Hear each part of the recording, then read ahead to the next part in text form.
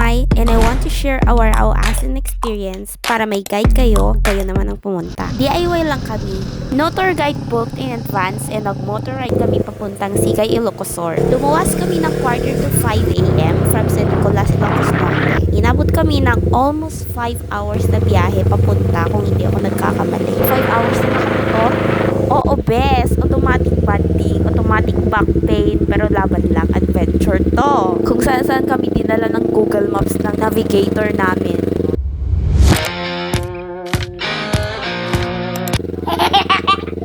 Dumaan kami sa mas maikot at mas matirik na daan kasi nga walang signal doon. So imagine, naka Google Maps ka pero walang signal.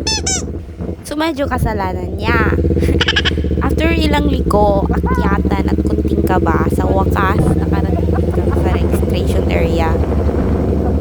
Pagdating namin, may parking area na doon and registration fee na 50 pesos per head. Required mag-hire ng tour guide for 750 pesos per group. So okay kung marami kayo. Guys, ito pala yung unang hangin bridge.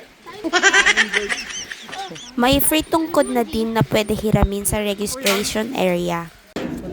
Si tatay na tour guide, nag-briefing na habang naglalakad kami para makatipid sa oras kasi late na kami, around 10 a.m. Nag-research ako before kami pumunta and lahat ng napanood kong video sabi nila napakahirap daw ng trail. Pero honestly, for me, manageable siya. Sementado na halos lahat ng daan, puro stairs, may railings pa sa gilid. May hawakan ka na, may tungkod ka pa. Ang kailangan mo lang talaga paghandaan ay yung matirik na steps. Pero isipin mo na lang, free glutes workout na rin to. Take note, pababa ang daan papunta sa falls. So, paakyat siya pagbalik. Step up challenge talaga. Madami na kaming nakasalubong na pabalik galing sa falls dahil tanghali na. And finally, narating na namin ang sikat ng Awasin Falls, yung madalas nating nakikita sa Facebook at TikTok. Napakalawak, napakataas, and sobrang ganda in person. Mas impressive siya kaysa sa camera. Late na kami dumating kaya kaunti na lang ang tao, pero actually, perfect timing. Makulimlim, hindi tirik ang araw, and nakapag-picture kami nang walang masyadong photo bombers. At least hindi kami nakipag-agawan sa spot.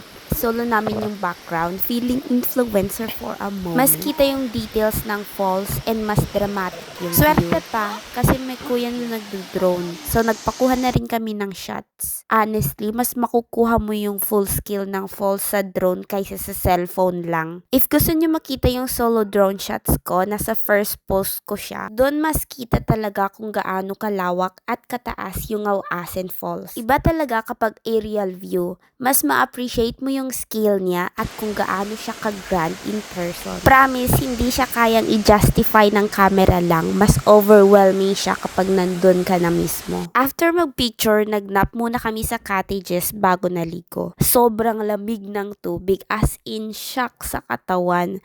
Pero hindi talaga complete ang Awasin experience kung hindi mo susubukan lumangoy sa mismong basin ng falls. Kahit saglit lang. After few seconds, masasanay din yung katawan mo. And once na naka-adjust na, sobrang refreshing niya. Parang lahat ng pagod sa biyahe at hike nahugasan talaga. At kahit saglit lang, mararamdaman mo na yung ganda at laki ng falls nang hindi mo makukuha sa video lang.